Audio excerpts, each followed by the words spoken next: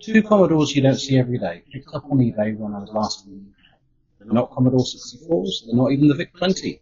Today we're unboxing and hopefully powering on Plus 4 and a C16, two computers that fought valiantly in the 8-bit wars of the 1980s and lost.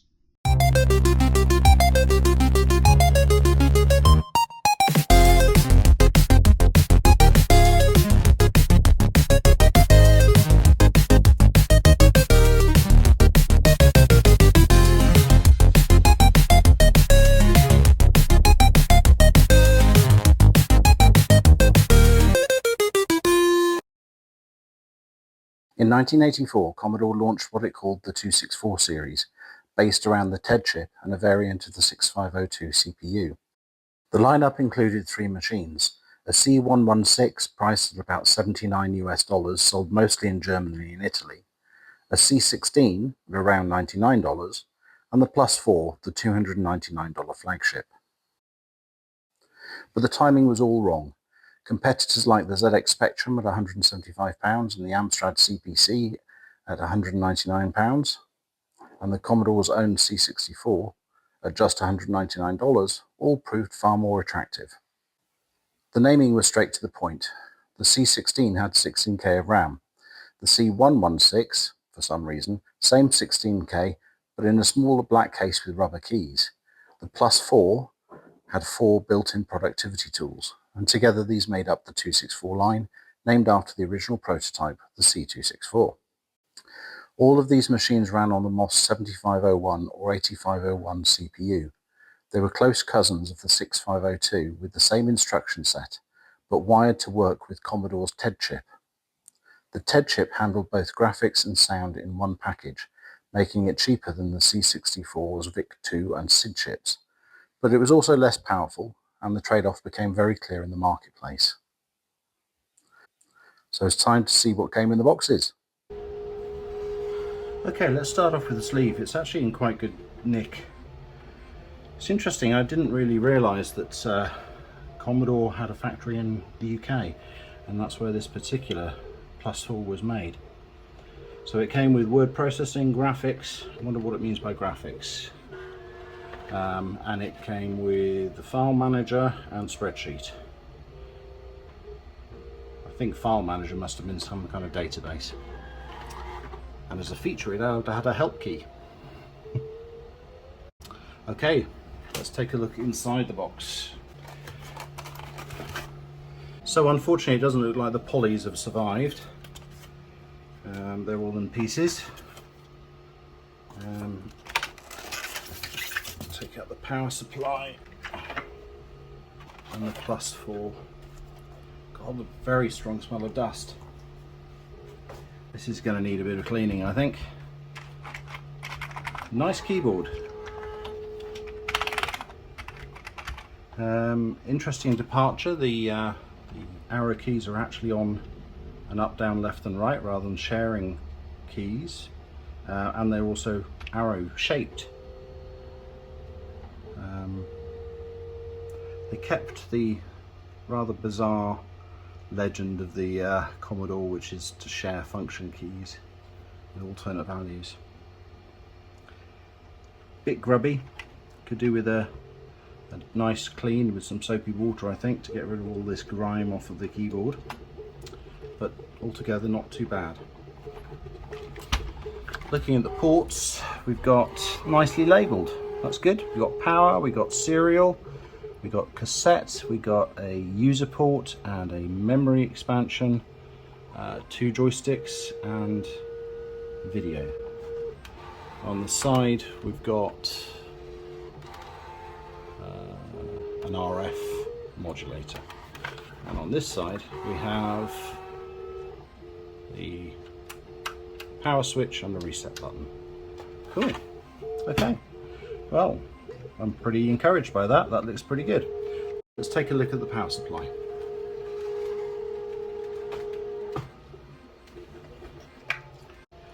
Okay, there's the power supply, and just as I was putting it down, the bottom fell off.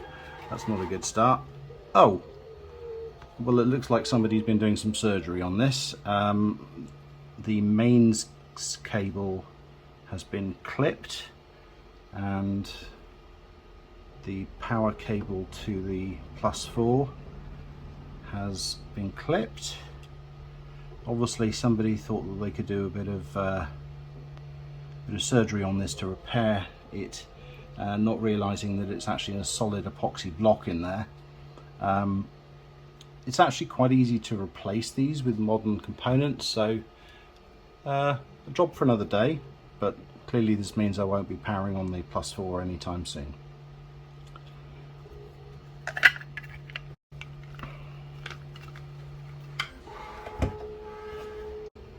The RF cable seems to have come with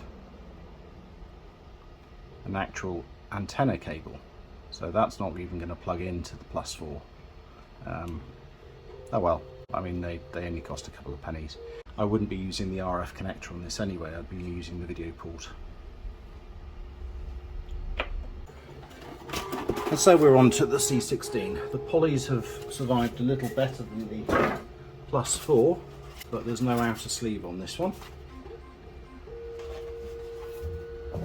This one actually looks quite nice. Oh, and there's a little bit of a bonus in the box as well, which I'll show you in just a second. Let me move this out of the way and take the computer out of the box and bring it back. Okay, so this is the C16. It looks very much like the C64 bread bin or the VIC-20. Except it has a help button, which I don't think the VIC or the C64 actually had. I think it was just another F key. PET ski on the front faces of the keys, and an up, down, left, right broken out into separate keys. Obviously they realised that that was a bit of a drawback on the Commodore 64. Mechanical shift lock. Nice, it looks in pretty good nick. On the back we've got the memory expansion, but we don't have the user port. It looks like this has been opened, so I'm not quite sure what we're going to find inside. Whoever it is didn't put the case back together again. It's got an RF connector, a video, serial and a cassette.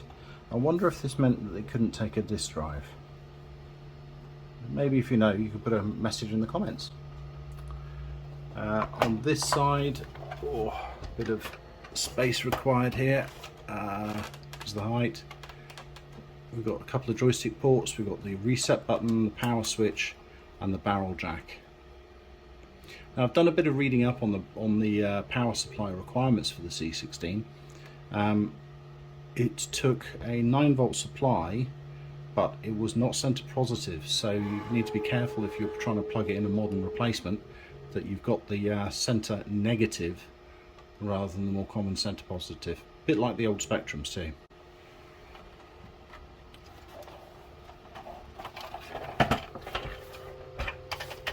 Keyboard is nice, very clicky. I can see myself using that for a while. Excellent. Alright, I'll show you what that little treat was that I just found in the box.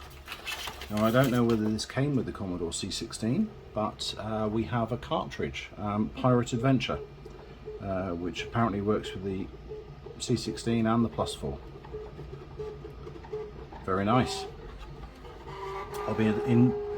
I'll enjoy looking at that and seeing what it's all about. And here's the power supply. This one actually looks in a bit more better nick than the other one. We've also got the RF cable in there as well by the looks of it, which looks like it's seen better days. Something's peeling off of the outside on this, and it's a little bit sticky. The power supply at least doesn't look like it's been opened or mucked about with. It's got a UK plug on it. Obviously being in Australia that's a bit of an issue. Luckily I do have an adapter, so we can at least try this today. Alright, let me put this to one side. Okay, so before we get on to powering on the C16, let's take a look at the goodies that came with it. So we got 2 data sets and a whole stack of tapes.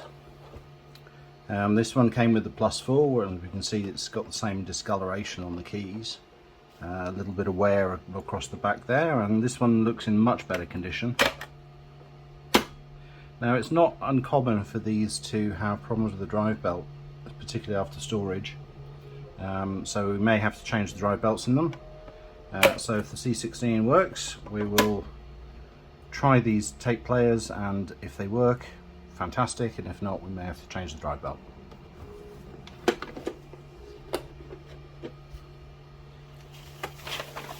So here's the tapes. Mayhem is the first one, a entertainment cassette for the C16 and the Plus 4. We've got the nice royal crest on there because it was produced in the UK, so by appointment to the royal family, purveyors of fine goods, no doubt. Instructions, how to load your game. Read all the instructions carefully, yes, because everybody does that. Mr. Micro, no, all rights reserved.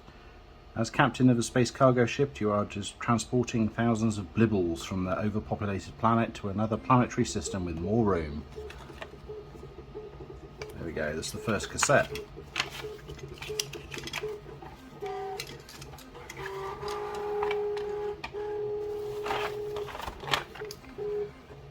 Next one, Icicle Works, another entertainment cassette. This one just for the Plus 4. So obviously some of these came with the Plus 4, not with the C16.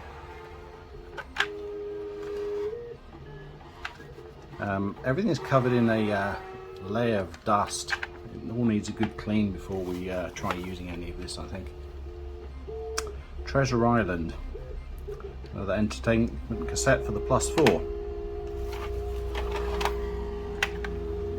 Crazy Golf, an entertainment cassette for the C16 and the Plus 4. Fire Ant.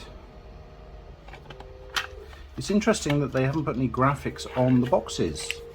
It's all very bland with its plain text and its uniform colours. It's almost like the cigarette packaging we have nowadays. What's next? Okay, an introduction to basic part 1, tape 1 and tape 2. I think I remember seeing a book with that name on it, so these probably came with the system itself.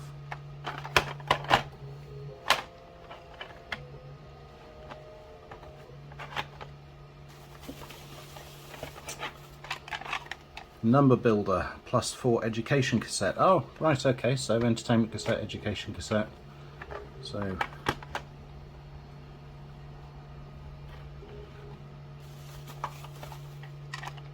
The Exorcist Entertainment, the C16, and Space Sweep and Invaders. Nice plain packaging, don't want to tempt people into playing them. Education cassette for the Plus 4, Number Chaser. You can see the griminess.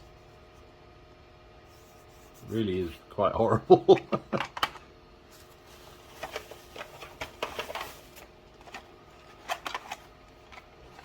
X-Zap and Punchy. I'm not sure what those are. Rolf Harris Picture Builder. Why did they choose such dodgy people to advertise computers in the 1980s? Mr. Puniverse and Galaxians. Runs on the C16 and Plus 4. At least we got some colour on the tape boxes.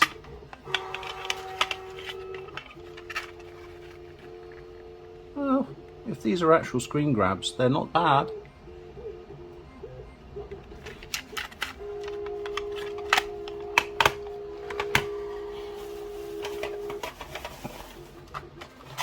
Next we have Tutti Frutti for the Commodore 16.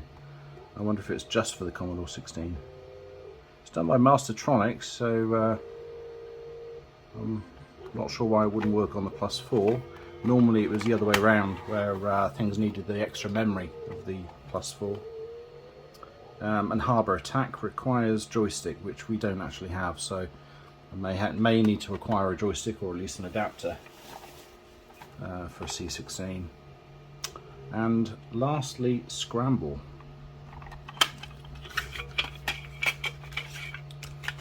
No screenshots on this one. This is an all machine code program. Well, there we go.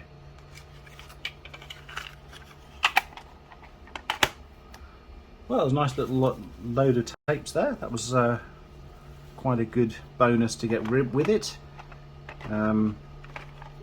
Won't be able to play the Plus 4 ones, but hopefully we can do the C16s later. We also got some books, which we'll have a look at next.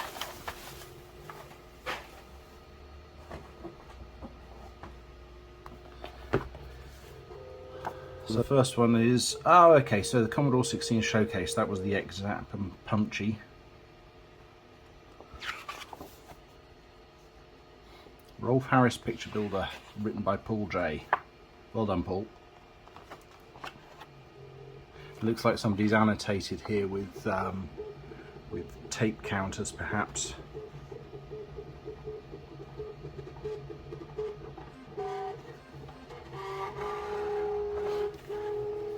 Oh, a little bonus, a Commodore Computers stencil for drawing your own flowcharts. Excellent. A manual for the 1531 dataset, a friendly introduction to your dataset.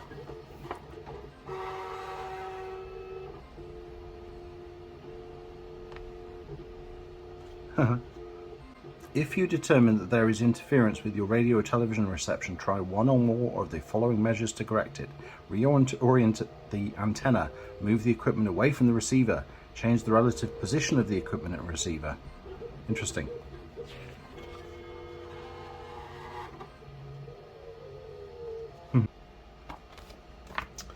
Next one is the instruction manual, the user manual for the C16, the C16.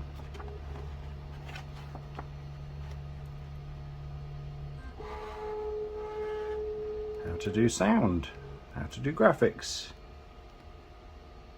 You know, I miss manuals. We don't get manuals with anything anymore, do we? Except TVs. And then an introduction to basic part 1. So this looks like it came with the C16 and the Plus 4, and judging by what we've got, it could have been either that it actually came with for this particular haul, given we've got tapes which are specifically for the Plus 4.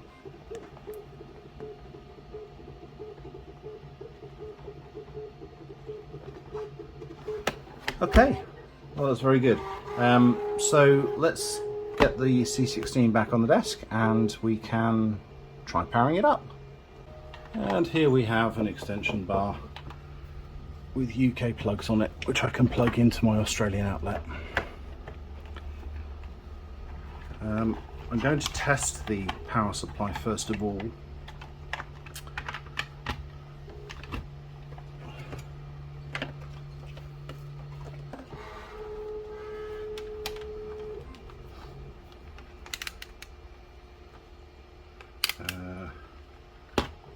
Okay.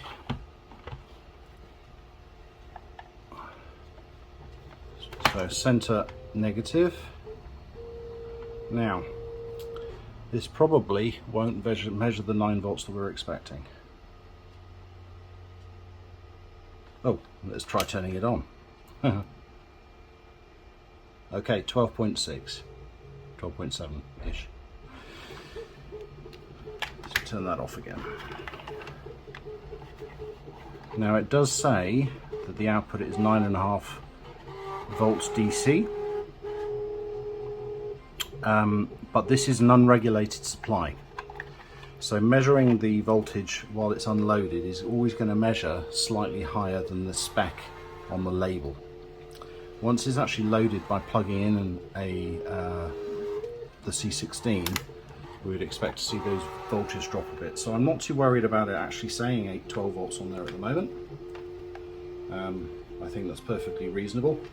I think maybe in the fullness of time I will replace it with a modern power adapter anyway. Okay, let's get the C16.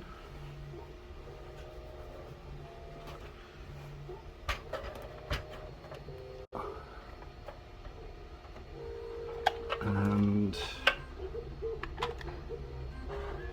the video cable. I'm going to use the RF one because I don't actually have a video cable to hand. I will have to order one. And I've actually got a television here with a tube, so we can actually plug it into something that's of the right sort of era. Let's turn the power on the power bar.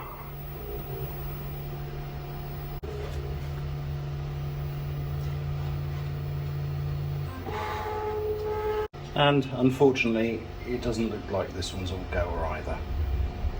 Well, that is a shame. Very disappointing. So that's where we end it. Two rare Commodore machines from the 264 line. The Plus 4 sidelined by a dead power supply, and the C16 powering onto only a black screen. It's a reminder that while these machines sold hundreds of thousands and in some cases millions of units, they've always lived in the shadow of their big brother, the C64. Surviving examples often need a little bit of TLC to bring them back to life after all these years. Well, if you've enjoyed this retro rapid unboxing, flaws and all, please do hit like and subscribe, and let me know in the comments if you'd like to see us attempt repairs on these in a future episode. And as always, keep those TED chips humming. See ya.